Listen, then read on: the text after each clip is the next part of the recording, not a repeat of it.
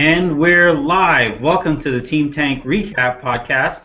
We are here to talk about the winning streak being snapped, or the losing streak being snapped, however you want to think about it. The Lakers lost a close one today against Charlotte.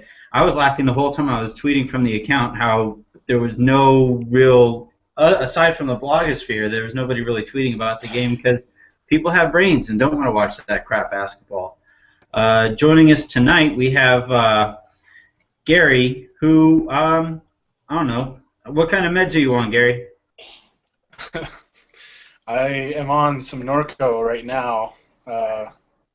It's working pretty well. There's a kind of a gaping hole in my gums right here, and I don't feel it right now, so it's doing its job. There was a gaping hole in actual basketball being played tonight, so I imagine the drugs help with that too. Oh yeah, it made it more entertaining. We also have Matt Vazin, who is still recovering from what should have been a 20-mile run. He decided to only run 15 because he's soft as Charmin. How are you doing tonight, Matt? Doing well. Yeah, just as you said, recovering, getting ready for the marathon next week. Fortunately, wasn't able to watch most of the game tonight, so that was a good thing. And then we also have Ryan, who brought some luck to the team tonight. He actually tweeted out, Lakers go up by X amount of points. I stopped watching the game, and right when you signed off, Gerald Henderson hit a mid-range jumper and started a little run, a 6-0 run. What were your thoughts on the game? Like you said, I didn't watch much of it. I tuned in. We were down 40-34, and then I watched like 2 minutes of the game. We were up 42-40, and I was like, all right, I'm jinxing it. I turned it off, and we lost. So you can thank me for that loss tonight. Well, I mean, we're almost at that point where your predictions even out with your jinxing strategies. So thanks for that. I actually did that for the Houston game today because they were up like 15 early in the fourth.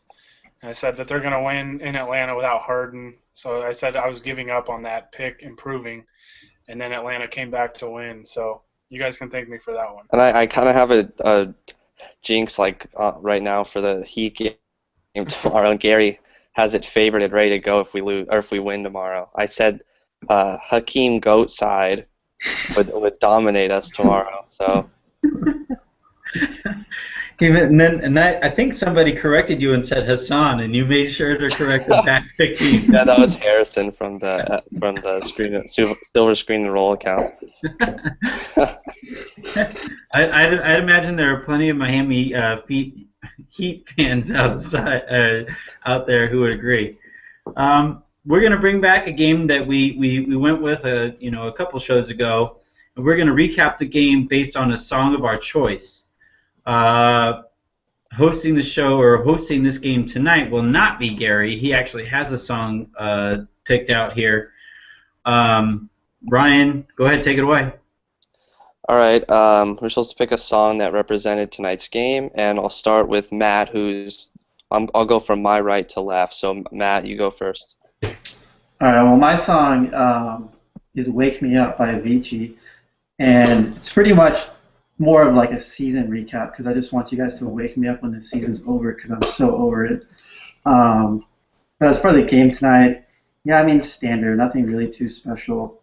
But yeah, just if you could wake me up when the season's over and we get ready for the draft, that'd be great. Gary. First off, I want to say, Anthony, put that damn hat away, right? Oh, the other country song's coming up. Yep. No, but my song today, it was more like how I felt, but I was just happy by Pharrell Williams with the combination of us losing, a winnable game, plus the prescription drugs that I'm on right now. I was feeling pretty good about our loss today. Good stuff. And then Anthony, what ridiculous song do you have? Well, I'm going to go back to Eric Church as an artist. He has a song. He's actually from Carolina. He has a song called Carolina, and I'm going to give a shout-out to @Palito again today. He sent us a picture recapping the game. You had Jahlil Okafor saluting Byron Scott as he's driving away on the tank. The song is about going home, so Jahlil, just come home. You want to be a Laker? I'd be all right with Towns. Don't fret about that. But Jaleel, go ahead, come on home to leave Carolina for your real home. That's my song. That's right. It's probably a song none of us have ever heard. What's Yeah, that? I don't have any of you guys heard that song? Never heard it. I definitely haven't. If Anthony's it's, like 64, so a lot of the songs he listens to are past our time. if it's country, yeah, I've never heard of it. Wait, Matt, you just said you've heard that song? No, I haven't. No, I said no. He said no one's heard that song. Ah, man, never mind. Well, you guys are missing out. That's a great song. Sure. Good stuff. All right, so I guess as far as the actual game goes, I guess I should take this off now. But Good call. Taking as it far off, as the actual game goes, some mind-boggling stats. Gary and I were talking before the podcast. Clarkson is somehow a anti-turnover machine, right? Go ahead and talk about some of those crazy turnover stats or lack thereof. Well, I think Matt, I think you tweeted it Yeah. right at the end of the game. It was like his last 90 minutes or something. He has what, 1 turnover? 3 turnovers total in his last 90. Okay, but like today, he didn't have any turnovers, and to me, it's pretty remarkable because Byron doesn't have like an offensive system. So you would think something like that that's so unstructured would have a lot of turnovers, and him being a rookie, his turnover numbers would be pretty high. But I mean, no turnovers today, and he's really kept that to a minimum, and it's pretty. I guess it's encouraging because if we get a coach that actually has a good structured offense, and that'd be interesting to see what he does. I would agree. The only thing is I kind of like a point guard who kind of forces the issue every so often, not all the time. I mean, high turnover numbers are a bad thing, but if in a pick and roll he tries to throw a pocket pass and somebody gets a hand on it or something like that, it's not necessarily the worst thing. But yeah, I mean, it's impressive that a rookie shows this type of discipline with such a with such a poor coach. Anything that you saw aside from Clarkson's play? Lynn played pretty well today. Ryan, go ahead and talk about your frustrations with the timing of Lynn's great play lately. Well, of course, like before the trade deadline, he was horrible, and then right now, right after, well, it's past the buyout deadline, even though we probably wouldn't have bought him out anyway, but past the buyout deadline, past the trade deadline, of course, now he starts playing well and it's hurting the tank. But about Clarkson, in his last 3 games, he has 13 assists and just 3 turnovers. That's impressive. Yeah. And those games were all like pretty high volume minutes too. So And all against good defensive teams too. Right. It's impressive.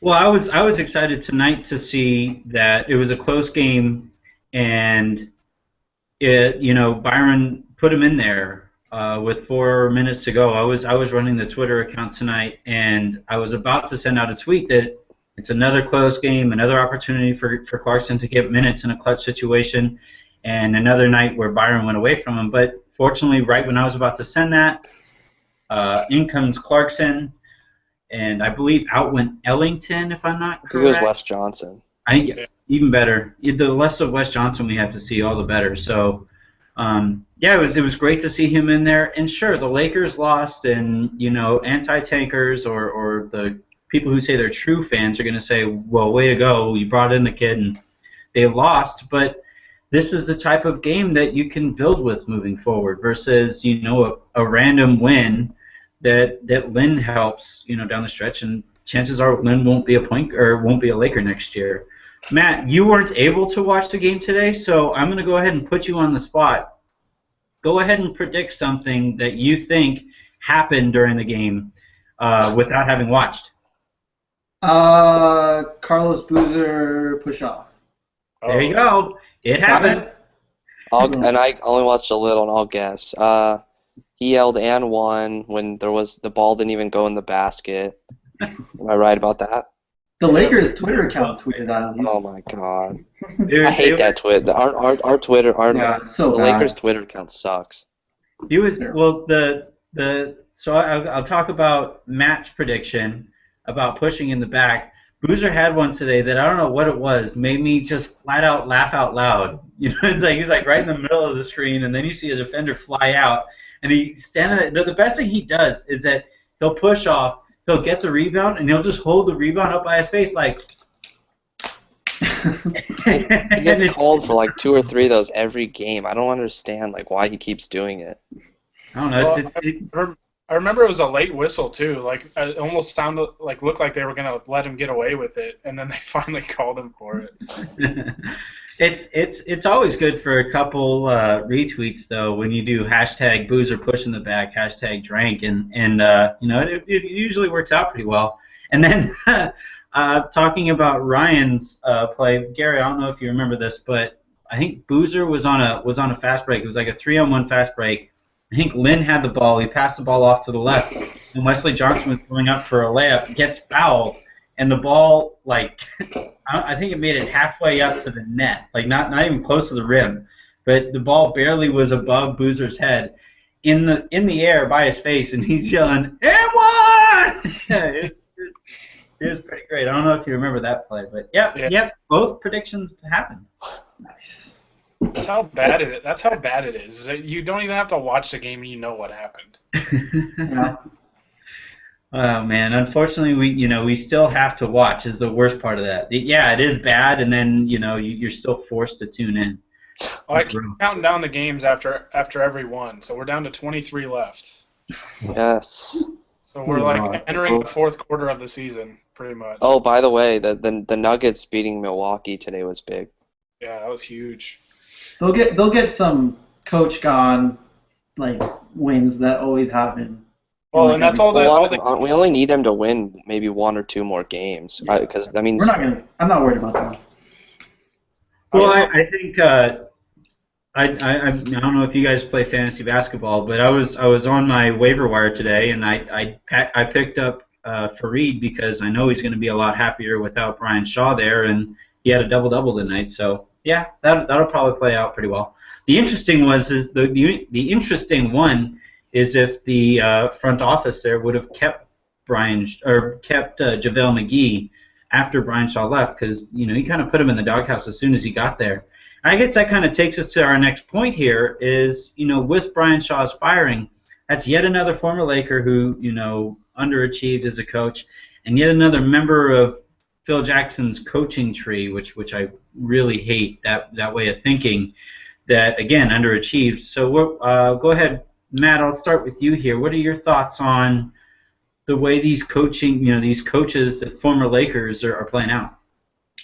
Yeah, it's hard because it's like, these guys like Brian Shaw, Derek Fisher, they're all people that, we all love as Laker fans because of what they contributed to, Brian Shaw was on the three-peat, Derek Fisher was on the 5 championship team. So it's, I'm biased. I'm always going to like them. But, as coaches, Brian Shaw clearly, either you could argue he wasn't a fit there or just didn't work out. We all saw this coming, so this isn't too much of a surprise. Fisher, it's his first year. It's gone as bad as it could have possibly gone, but it's still early, so we'll see if he can last there maybe another year or two and possibly improve. But, so far it hasn't really worked out, but I'm still fans of those guys forever. Right, yeah. You always separate the player from the coach unless you're the Lakers front office, but, what are your thoughts, Ryan, on the triangle as a system working in the NBA? Well, I don't think it's really ever worked in the NBA unless Kobe or Jordan's in it. So it's like, to me, I'm not that sold on it. And it's like, I always think like if Fisher was coaching another situation, like in, I don't know, even LA, for example, like would he be running a triangle offense? Like I seriously don't think he would.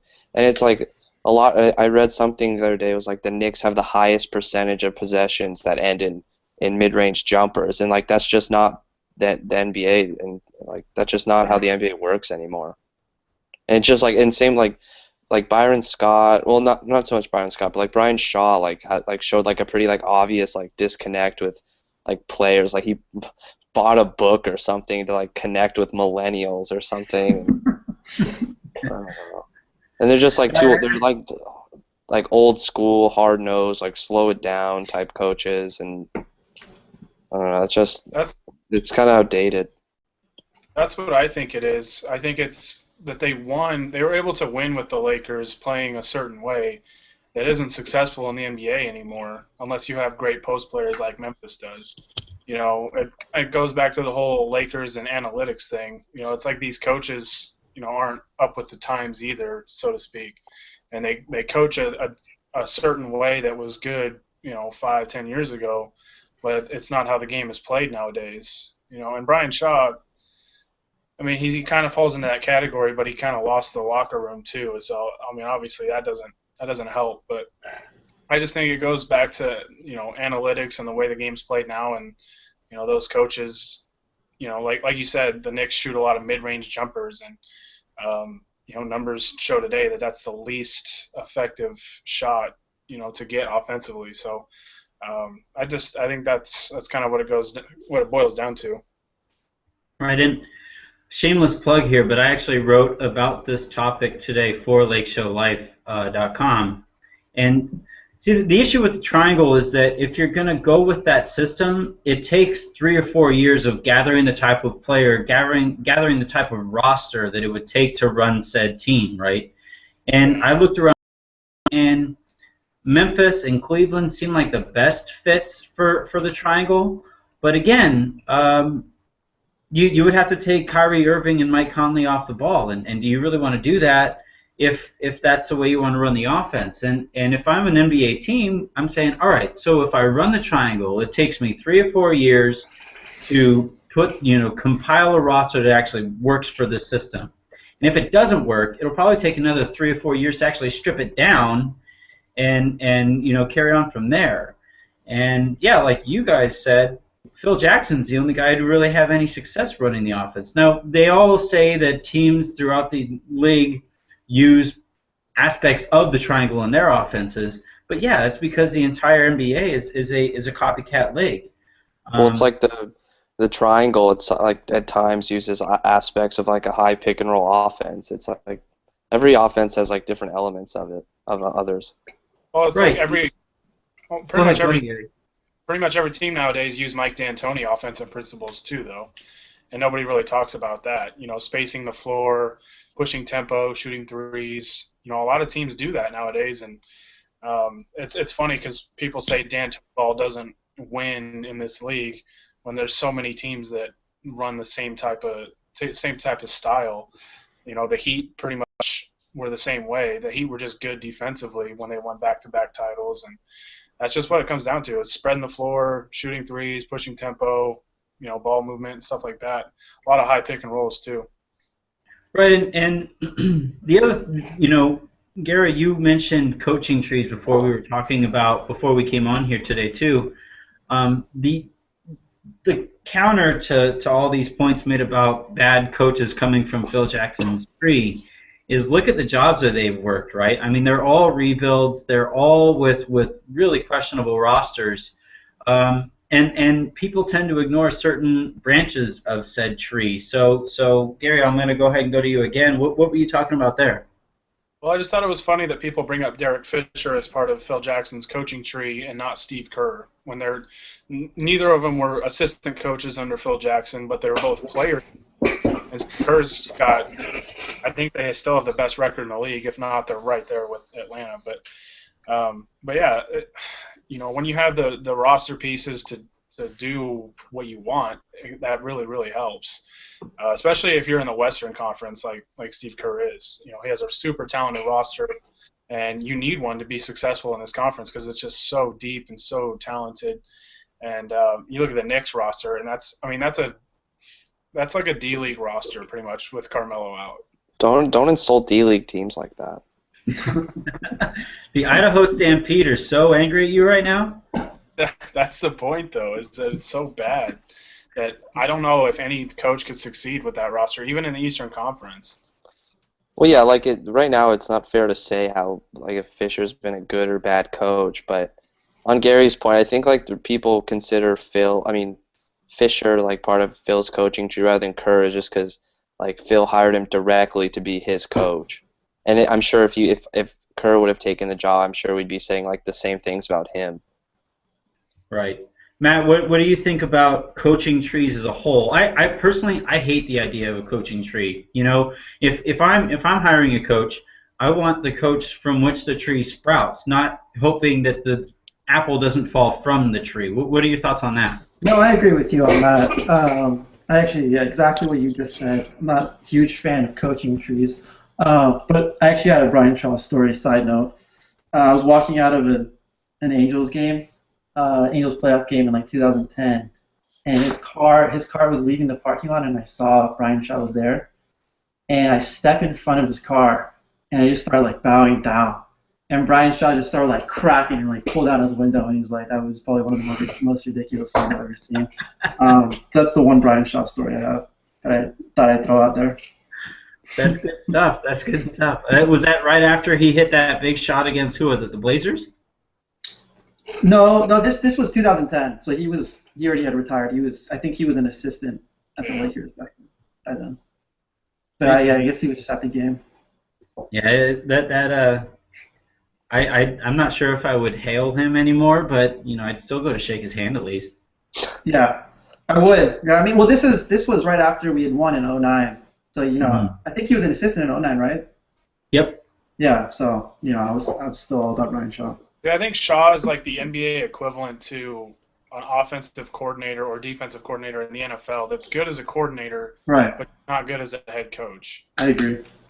I'd also like to see what type of assistant coaches he had there in Denver as well. I mean, we're finding out. I would say this year, as much as any year, there's been a lot more focus on assistant coaches and the success that they help head coaches have, and that the role that would have played if Brian Shaw had a weak assistant crew. Well, and that was the thing with Kerr too, is that Golden State management said that was kind of why they fired Mark Jackson too, because they wanted him to get better assistants, and they said, you've got like an open checkbook, go get the best assistants you can find, and he said he liked the ones that he had. And Steve Kerr actually took advantage of that and went out and got a good, coaching staff, and it's obviously paid off. It would make sense, right? I mean, there's no salary cap on coaches, so why not spend like crazy? Yeah. Now that you mentioned that, that's what the Lakers coaching staff is pathetic, and like not just Byron Scott, but it's like Mark Madsen and those guys, and it's like if you watched our summer league team, it was a complete mess. And it's like stupid, like you were saying. It's like there's no salary cap for assistants. Yeah, we don't hire like top of the line assistants. Well, I mean, you look at the end of the season. I mean, part of it will have to do with team success. But I bet at the end of the season there will not be a single Lakers assistant who will be rumored for any type of head coaching position, right? Yeah. But I mean, maybe at like the high school level. I'm not sure if Woj's reach extends that far, but yeah, I mean, it's just watch. I mean, all those guys from Golden State will get looks elsewhere, Same goes for the guys in Cleveland right now. Tyronn Lue will probably get a head coaching job somewhere. Well, like Alvin Gentry is I'd rather have him as coach than Byron Scott, and he's a Warriors assistant. Right, he's the guy who I was trying to figure out while I was talking, so I appreciate you saving me there. As far as coaching, I feel like I'm not saying Brian Shaw shouldn't have been fired. I just feel like you have a shorter leash now than you did like back then. Like Mike Krzyzewski, for example, it's different because it's college, but his first 3 seasons he went 17-13, 10-17, and then 11-17. Now there's a chance that he would never even have gone a 4th season if that happened now. So it's just the coach. Everything's just changed in terms of how much time a coach has. Yeah, it's just really weird now because even Mike Malone in Sacramento, they were playing pretty well. They were kind of surprisingly good, and then Cousins gets hurt or he had that illness or whatever, and they started losing some games, and then he got fired just out of nowhere. So it's just kind of strange nowadays what the expectations are versus reality. They're saying like the Kings, I mean that when you're picking Ty Corbin over Mike Malone, there's something wrong with that organization. Oh yeah, it starts at the top. And they want to play the stupid 4-on-5 basketball. Cherry picking. I mean, the Lakers do that when Jeremy Lin's on the court, and it doesn't work. So They did it with Boozer today. Boozer actually got a cherry picking because of it. He almost got blocked, if it's a play I'm thinking of. Yeah, with Zeller chasing him down, he almost got caught. Willie Cauley-Stein probably would have actually caught him then. Yeah, probably. Right. Like, it's just. Well, I think, like, during the game, I mean, all right, Zeller performed really well at the combine, and his athletic stats were pretty crazy. But I mean, he's a white guy, and he was blowing by Boozer. Like, Boozer was literally just standing there and like looked back this way, and by the time he took a step towards the basket, Zeller had already dunked on it. So he's sneakily athletic. there you go. Yep. There you go. Plays the game the right way. He's scrappy, all those different things. I actually don't like Zeller, though. I don't think he's that good of a player. I was trying to figure out who he looked like today, but I'm not sure if you remember the Santa Claus movie with Tim Allen and the stepfather or something like that who stepped in. He was the psychiatrist. I don't know why he reminded me of that guy. He looks a lot like Tyler Zeller, too. I wonder why. I'm not sure what's going on there. You guys related or what? They might be. They could be like third cousins or something. On that wild speculation and poor joke management, we're going to go ahead and send it. We're going to have Ryan talk even more right now as a reward. Ryan has spent the last, 15, 20 minutes scouring the Facebook internets to find the best anti-tank or just overall Laker comment that he could find. So go ahead, rank them. We'll go 5 to 1 and see what you got. Well, I don't have them ranked right now, but they're all rank them, man. Equally pathetic. So I'll go with this one, which is just like hardly even like legible. But all right, it's by Matthew. I'm not going to reveal his last name because he doesn't need to get any death mail or death threats or anything like that. His name is or not his name. His comment is, "Let's go Lakers, 3 straight wins, bleed purple and the gold.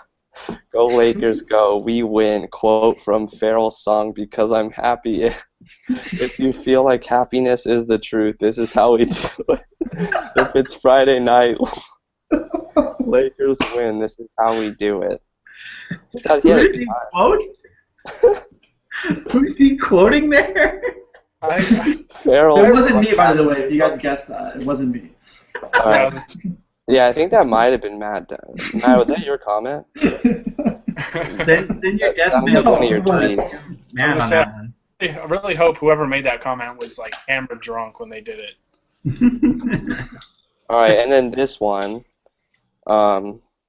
This is an anti-tanker.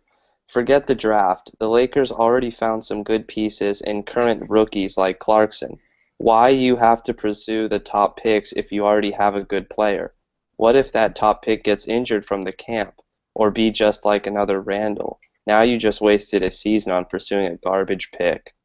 Man, that guy is a... I just want to know what does he want the Lakers to do this year? Hey, we have one good player. That's all we need. Yeah, you have Clarkson. You don't need any more picks ever. You just go fill up the roster with D-League guys, win. And then we just this need one... Phil back. That's all we need. Yeah, bring back Phil. He'll turn this team into a 60-win team. All right, here's one from Renard Stanford. Oh, I wasn't supposed to reveal the name. You can go look him up, I guess, now. I can just punch a very enormous hole in the wall over this 1-point loss. I tore up one of my leather jackets with a blade and accidentally cut my index finger over this. That sounds painful. I think he has anger issues. Yeah, that's Imagine when the games actually matter. Like, that poor guy, he probably doesn't have any clothes. I wish we had him for that segment where you guys talked about what you guys would throw after games. He would have been good for that. He'd have been like babies. Puppies. Yeah. Like straight face too. Little animals. The better. Okay, what do you got?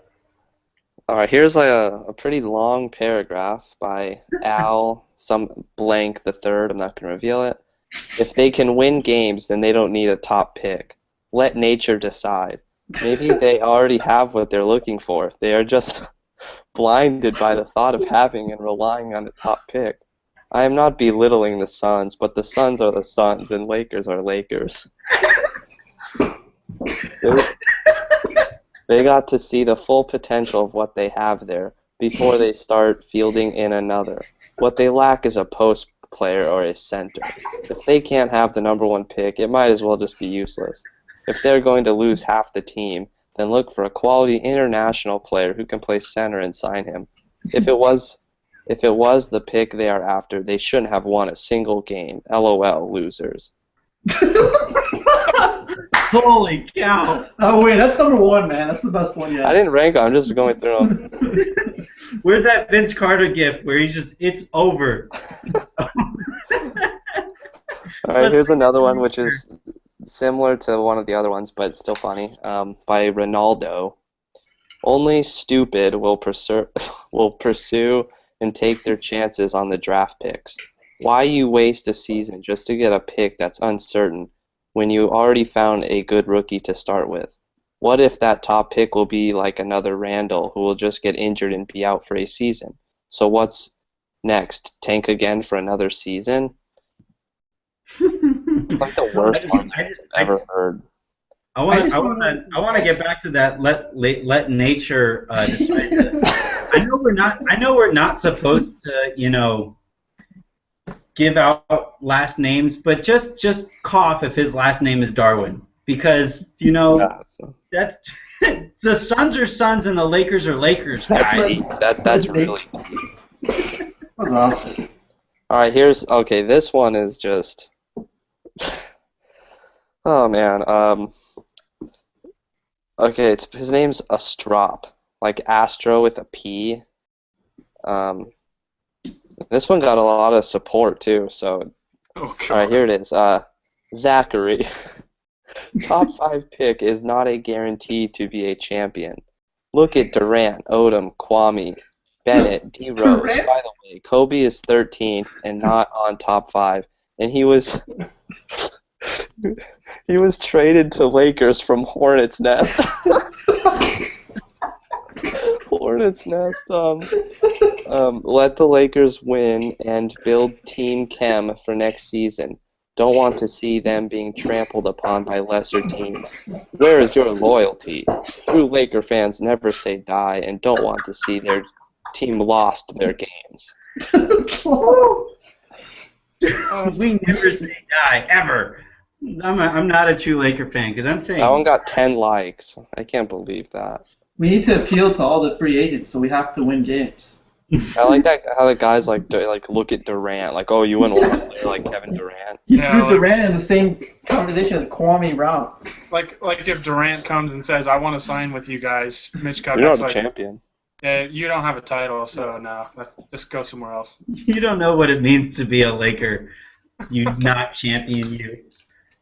All right, and then here's one which is a little more serious or rational, but still the argument's pretty bad. Do we really need a top pick? We have a younger team playing now who simply needs to mature for us to see winning records. Getting wins boosts team morale and enhances the team chemistry, which they still need. This guy just plays 2K. Yeah, like, you win games, that team chemistry is going to go up. Oh, yeah. Well, I just want to know, players why would chemistry matter on a team filled with guys who aren't going to be there next year? It's ridiculous. Yeah. There's no logic in that at all.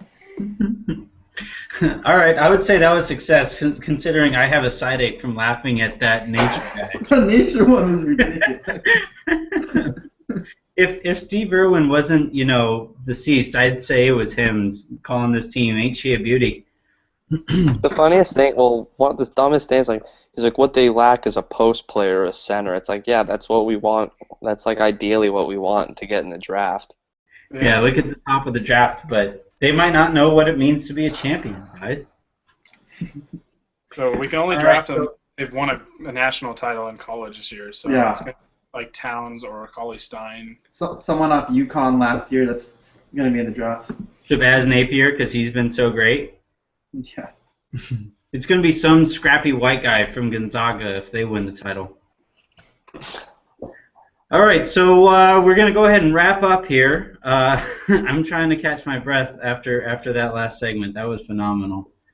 We have Gary says he has a trivia that he's convinced is going to stump us all. Last time he went Boise trivia, I have no idea where Boise is, so we would figure that we would get stumped on that. So what do you got for us this time? Yeah, you just make sure to text or message me your guys' your addresses, and I'll send you guys a map so you guys know. It's like in Mexico, right? Or no, Russia. That's where it is. Yes, right. Like right next door to Serbia, or right next. Latvia. Yeah. That's where Dragic is from. Idaho, Uzbekistan. Right. Yeah. That's what they call it. That's like yeah. That's the thing. Okay, so since anyways, since we were playing Charlotte tonight, this is kind of a Charlotte-related question. Kobe Bryant. Yeah, I was about to say. What? Lottie Divac. No. The Hornets' nest. So Hornets are Hornets. Lakers are Lakers. I was looking it up, and okay, so you'll have to excuse me if I missed anybody. I'll just blame it on the Norco that I'm on. But since 1996, there have been 4 players at the Hornets or the Charlotte franchise, so Hornets or Bobcats, traded to the Lakers that ended up winning championships with the Lakers. What are those 4 players? Oh, I was right. So we'll go down. We'll go down the line and just name one player. So we'll start wait, Hornets traded to the Lakers and they won the championship? with the Lakers, yeah. Oh, okay. I came across. I'm only going to 4. get the recent ones. I can think of one. Wait, who's going first? I can think I'm of one, saying too. so since 1996, because that's what I looked up. But Okay, yeah, good. Well, so we that got one. one of them should be obvious. So I'll start with Anthony. So name one. Wow. Don't do it. I mean, so we're not including Kobe? No. Like, that's one. All right. Who Kobe. else is there? Okay, so there's 3 I have more. another one if you guys are stumped, but I think I have one. Can I go? Yeah, we'll go with Ryan. I Adam know one. Morrison. No, that was it. Adam Morrison is one. The third one's going to be tough. There's 3 or 4. There's 4. Glenn Rice.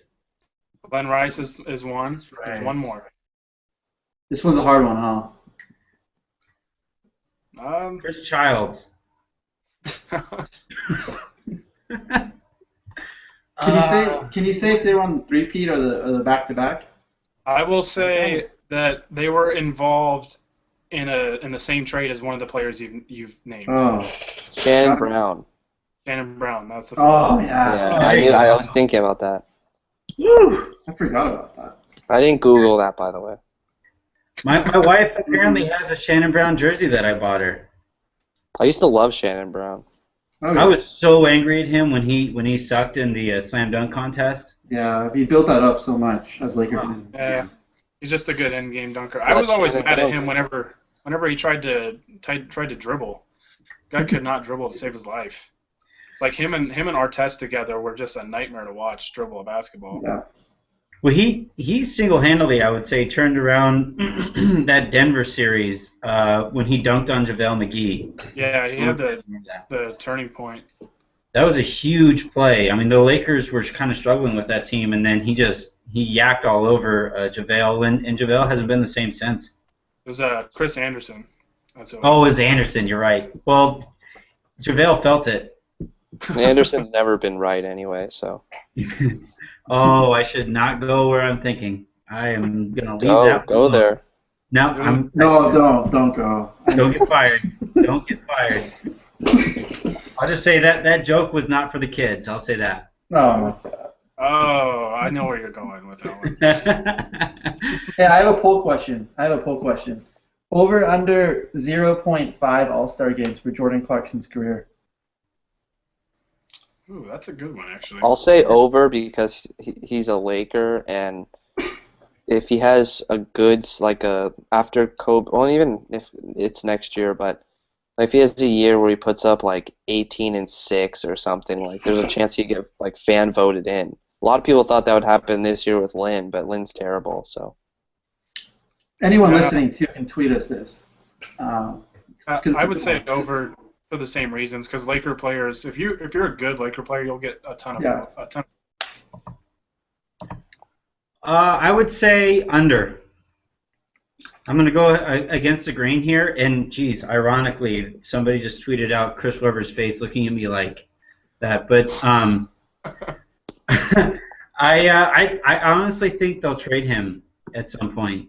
If they, I don't know. What do you guys think? If they combine him and say the Houston pick for, I don't know, any hypothetical decent player, would you guys be okay with that? what about Clarkson and the Houston pick for Joel Embiid? Right. So like if it was a deal like that and he's traded and he won't win a title anywhere, or win not a title, but an All-Star, he won't make an All-Star game not on the Lakers, I don't think. Yeah. I've asked a bunch of people and I've got mixed reactions. Would you trade Clarkson and both these picks for Andrew Wiggins? Whoa. I don't think I would. Depends on where the top 5 pick. Let's say like 4. It ends where we are right now. Let's say we have the 4th pick. Oh yeah, easily.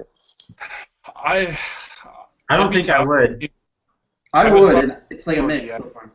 Wait, so you'd have Randall and Wiggins, right? Yeah, you keep Randall. So it's Clarkson and these 2 picks. But sorry, Gary, I couldn't hear you. What would you lean towards? I said I'd lean towards yes, trading for him, because I've always been a big fan of Wiggins, and like the improvement he's shown, like on a month-to-month basis this year, just I'm telling you, in 2 or 3 years, that guy is going to be ridiculous. He's going to be kind of like Anthony Davis in terms of like where he ranks among the elite players. Anthony Davis is 21 and arguably the best player in the league when he stays healthy. And when you think about it, that trade was basically like that'd be the same as like because we got that first round pick, so that'd basically be like trading like Lynn, let's say, Clarkson, and then one pick for, or 2 picks, I guess you would say. Or no, Lynn Clarkson in the top 5 pick. That's it, and that's like an easy trade for me to do. I would do it too. I just worry about putting, literally all your eggs in one basket there. Wiggins looks special. He looks really, really, really good, and having him and Randall would be a lot of fun to watch moving forward. But having so few resources to rebuild around, and you're going to trade basically all of them for one guy, that'd be it's close, but I'd say I lean the other way. Yeah, that's what I've been saying with Embiid. Is a lot of people think that the Lakers should offer their top 5 pick if they keep it for Embiid, and I get why. He obviously has a really high ceiling. He has all the tools to be a great center, but with his back injury, like I don't like back injuries, and especially that foot injury, because that's a major foot injury for somebody that big to recover from. That's the same injury that ended Yao Ming's career. So, those types of injuries, that's a red flag. Plus, I don't know, like you said, the Lakers aren't in a great position to really gamble on anything because they have so few assets. It's almost like they just need to play it safe for a few years and build a foundation first before they take like any risks. That's where I'm coming from, is that like if you're Philly, like Philly literally gambled on the Lakers this year, right? Where they traded Michael Carter-Williams for the chance at the Lakers draft pick falling 6 or higher or lower, depending on where you're coming from. And yeah, they can do that because they have something like 6 picks in this upcoming draft, depending on where the Lakers fall. Ton of picks stockpiled the next few years, so like they can take a risk because they're not going to be good this year, next year. They might make some improvements next year, but like they're not really intending to be good for a couple years, so they can really they can roll the dice. Right. Plus, they have that guy who's playing over in Europe right now that they took last year. Yeah, Dario Saric. Yeah, there you go. So, yeah, I don't know. I wouldn't say that you guys are crazy for saying no, but I'm a little worried I'm a little hesitant to make a Yeah, move. I'd be on the fence, but I mean, I love Wiggins as a player so much, and yeah, it'd be really hard. Right. So, all right. So we'll go ahead and wrap up here today. I'm telling you, it's a crazy few weeks ahead of us. The Lakers play at Miami tomorrow. Hassan Whiteside, or Hakeem Whiteside, as Ryan likes to call him, will be active tomorrow. He was not suspended by the league today. Goran Dragic is questionable tomorrow, though he was limited in practice today. And the Lakers need to continue losing here. We have the post-game recap tomorrow, and then at Snotty Drippin will be with us Thursday. He's a Celtics fan, so we might see some fireworks there. So we'll see. I want to thank Gary, Matt, and Ryan for all stopping by today. Gary with a hole in his mouth, Matt with more than 15 miles under his belt of running. I get tired driving 15 miles, and Ryan for having braved the internet comment section, looking for everything he did today. So thanks, guys. Thanks. Thanks, go Lakers. Go Lakers.